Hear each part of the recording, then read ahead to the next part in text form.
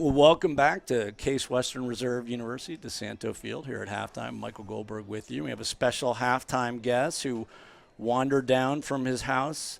He's also my next-door neighbor, Kenny Atkinson, the coach of the Cleveland Cavaliers. Welcome to Case Western Reserve Soccer broadcast. I'm thrilled to be here. I was just telling you, I'm a huge soccer fan. People ask me, what do you do in your free time? I go to college soccer games. Well, I'm joking about that. But, I mean, it was a beautiful day. You invited me this morning. I've been over to see the tennis team play, and I'm like, man, I got to go over and check out the soccer situation. And what a beautiful venue. Up 1-0. The quality of play is really good. It's really pretty cool. So a kid from Long Island goes to Richmond, and then you find yourself in Europe. Is that where your soccer interest and appreciation So I started? played way more soccer growing up. Long Island's a huge, used to be a huge soccer, it's kind of soccer lacrosse hotbed. So I played a ton of club soccer, travel soccer. That was my first thing I did, and the basketball kind of came later. And then I got good at basketball, and I think my sophomore year I decided to focus on basketball. But I kind of regret that. In my second life, I want to come back as a soccer player slash soccer coach. That would be my second you're life. A young guy. I mean, Maybe I'll get a couple maybe I'll championships call here. the Premier League. Exactly. Someone in the Premier League. I mean, Ted Lasso didn't know anything about coaching soccer until Well, I was just thinking. I'm watching Case play, and I'm looking at it's so simple, right? The spacing, communication, being able to see the play before it happened. There's so many similarities. So, maybe when I'm retired and I'll come here and be a volunteer. Love it. And what was it like? I mean, living in how many years did you live in Europe as a player? 13 years. 13 years. So whatever city I was in, I would go to the. I was in Naples, Italy, for 1 year. So I'd go to all the Napoli games, and in fact, they sent me a jersey last year, which is really cool, a Napoli jersey. And I played in a place called Nantes in France, and I'd go to their, they were in the first division. I went to their games. I always tried to, kind of follow the local team wherever I was.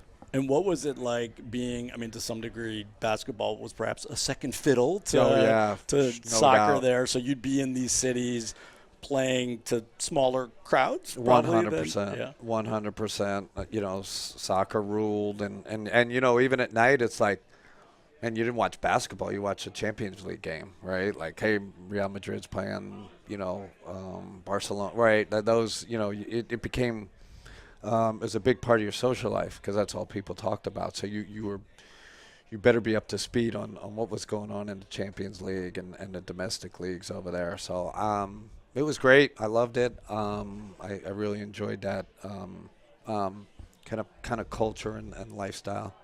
And did you, in terms of, obviously there's in the league today in the NBA lots of European talent.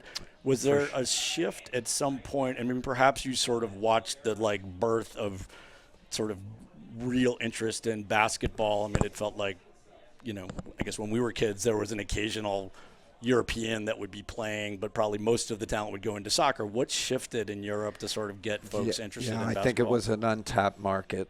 There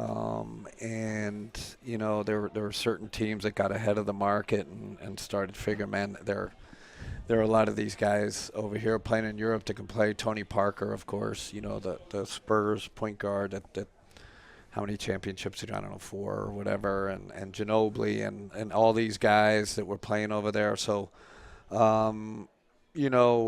was I was kind of over there in the beginning when it all started happening. Then when I started coaching over there, all the NBA teams started coming over to watch these young prospects, and I was coaching in Europe, so I'd get to go to dinner with these executives from all these teams. Kind of how I landed in the NBA. I was interacting with them, and they knew me a little from my college career and playing over there. So I was kind of lucky to be in an emerging market, really, and help me get my start in the NBA.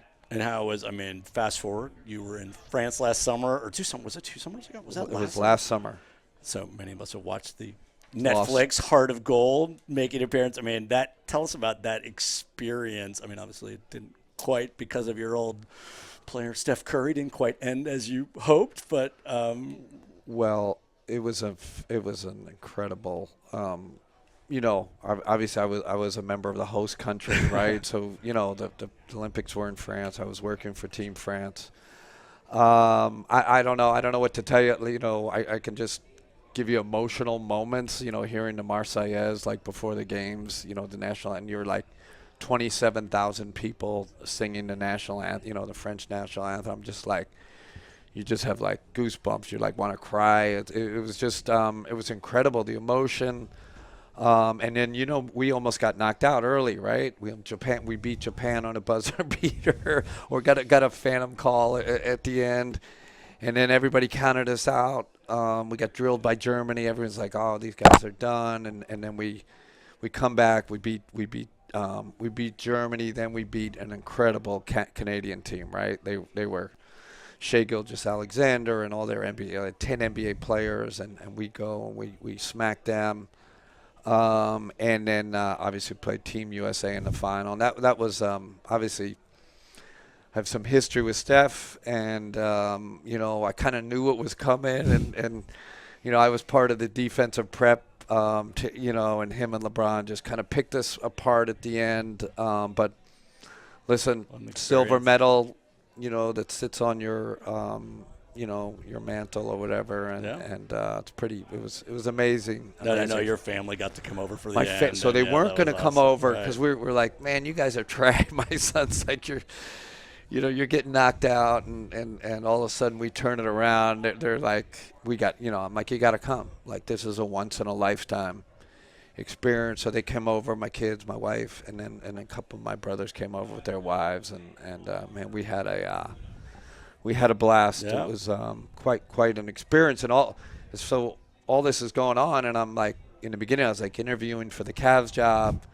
and then I get the Cavs job, and I'm kind of flying back and forth from France to LA and to see our players, and it was just an insane summer, but what an experience. Yeah, well, we're happy to looking, and we're about to start here in the second half, looking ahead to the Cavs season this year. It was most of the guys are back, a few injuries, but exciting prospects. We're one of the top 6 teams in the NBA. We're in that. Yeah. All you want to be is in the conversation, right? To win something and to win a title or get in. But listen, I keep saying this there. We have a lot to prove, right? Like it's not like, man, we were one game away from winning the championship. We have a lot to prove. I think everybody knows that. But we had a great fan base across the states, which is, I always say, I'm always amazed at Cavs games across the NBA. We're playing in like Sacramento. There'll be like 30 Cavs fans. Clevelanders in the diaspora, as we call ourselves. Yeah. They travel so well, and they're such great fans. And we got great talent. We got great leadership. We got a great organization. We got a great owner. I don't say that stuff lightly.